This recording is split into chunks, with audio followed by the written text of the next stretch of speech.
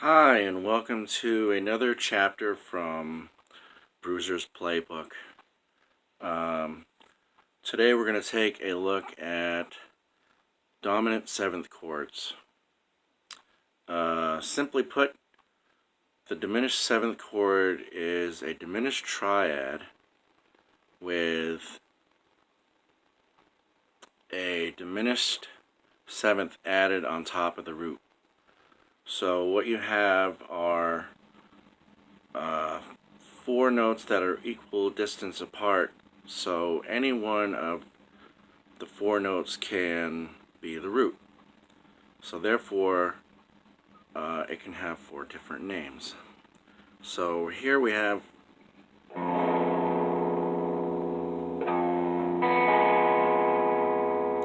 an F sharp diminished chord, and then we have an A diminished 7th chord, and then we have a C diminished 7th chord, and a D sharp diminished 7th chord. Alright, so now what we have is this 5 chord, which is a D7, go into our home chord, which is G major 7, which is what I was playing in the beginning. So, and that resolves, your typical 5-1. But this here, we have our first inversion, F sharp diminished 7th chord resolving to G. So,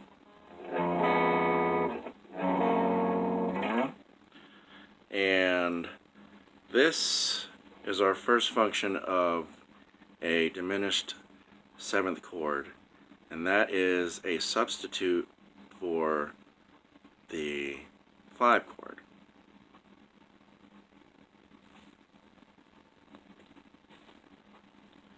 So these 2 chords achieve the same thing from different directions.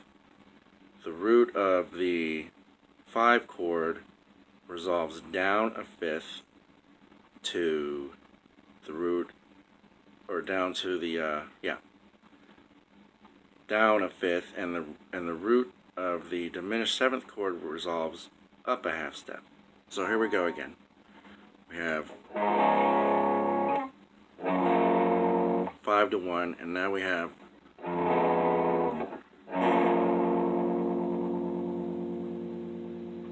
your diminished 7th chord moving up a half step to resolve to G major 7. So here's the rule. A diminished 7th chord built on the leading tone of either the major or minor scale may replace the existing 5 chord and take a different path to the same resolution. So if you're familiar with the harmonic minor scale at all, you've already seen this chord as the 7 chord in that. So now what we're doing is we're using that for major keys also. So now remember our 4 chords from the beginning. If we take a look at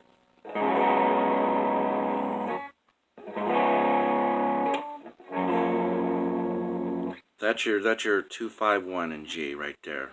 A minor 7, D7, G minor, or G major 7. So we can, instead of doing that, we can do this. Or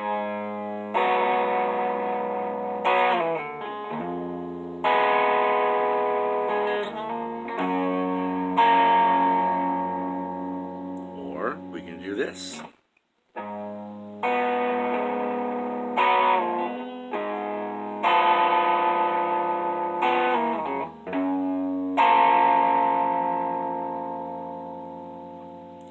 And so on. Each of these chords contains the leading tone F sharp. So any of these 4 chords can be used as a substitute of our 5 chord.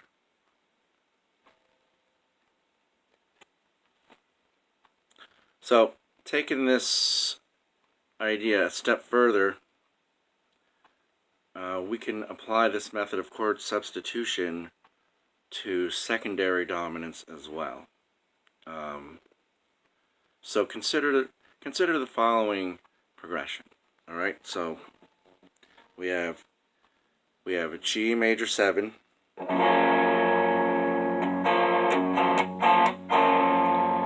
go into G sharp diminished, and then A minor 7, and then A sharp diminished, and then to B minor 7. So the G sharp diminished 7th chord contains the leading tone of the A minor 7. So that works as so the G7 works as the 5 of that particular chord, but it is usually referred to as the 7 of 2 because A minor is the 2 chord of G. So you have that resolution there. That's the 7 to 2. So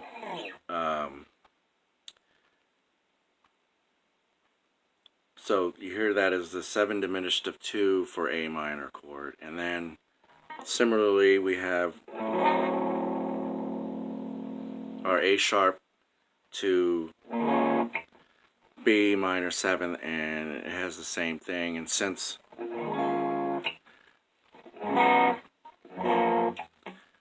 B minor is the 3rd chord, the 3 chord in G, we will call that the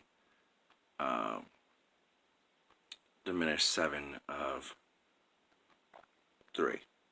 So the rule is this: if any of the 4 notes of the diminished 7th chord is the leading tone of the next chord, it is serving as a diminished 7 or dominant substitute is more likely what you'll say or hear. Okay, now let's check out this progression. This is G major 7 going to a G sharp diminished 7th chord to A minor 7, which is going to go to A sharp diminished 7th, and then finally we are going home to our G major 7th chord, and this is actually G major 7 with the B in the bass. So now, so in this progression, the dominant, the G sharp 7 diminished chord works as a dominant substitution as in the previous progression. The A sharp diminished 7th chord is followed by a first inversion G major 7. But since none of the notes of our A sharp diminished 7th chord are the leading tone of the next chord, it is serving as a passing chord. So, right.